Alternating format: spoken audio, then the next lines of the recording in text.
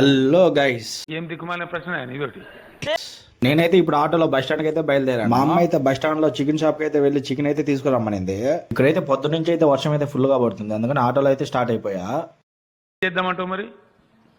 ఇంకా నేనైతే చికెన్ తీసుకుని ఇంటికి అయితే వచ్చేసా. మా అమ్మ ఇంటికి వచ్చేసరికి మసాలా అయితే దంచుతుంది. మా టేస్ట్ కోసం అయితే రోడ్లోనే దంచుతుంది. మొత్తానికి మసాలా అయితే రెడీ అయిపోయింది. ఆమె అయితే ప్యాకెట్ లో వచ్చే చికెన్ మసాలా పళ్ళు అయితే వేయదు, ఆమె సొంతంగా అయితే తయారు చేసుకుంటుంది. ఇంకా ఆ మసాలా అయితే ఆ చికెన్ లో అయితే వేసేసింది, కొద్దిసేపు అయితే ఉడకబెట్టేసి. ఇంకా ఈ గ్యాప్ లో అయితే నాకైతే దోశ అయితే పోసి ఇచ్చేసింది.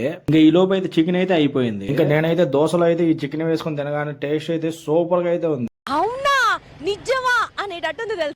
వేరే కస్టమర్ అయితే నేను తినేటప్పుడు అయితే కాల్ చేసి రాజంపేటకి అయితే బాడు ఉంది, సిద్ధవరంగా అయితే రండి. నేనైతే తినేసి అయితే బయలుదేరేసాను. ఇంకా రోడ్లో చూస్తే దారుణంగా అయితే ఉంది. నేనైతే కస్టమర్ లొకేషన్ దగ్గరికి అయితే వెళ్ళి పిక్ చేసుకుని రాజంపేటకి అయితే బయలుదేరేసాను. ఇంకా వాళ్ళని అయితే రాజంపేటలో అయితే దింపేసి నేనైతే ఇంటికి అయితే వచ్చేసాను. ఇంకా నా వీడియోస్ కోసం అయితే మిస్టర్ జన వ్లాగ్స్ అయితే ఫాలో చేసింది. అలాగే లైక్ షేర్ సబ్స్క్రైబ్ అయితే మర్చిపోవద్దు. అలాగే నా వీడియోస్ కోసం అయితే మిస్టర్ జన వ్లాగ్స్ అయితే ఫాలో అయితే చేసేయండి.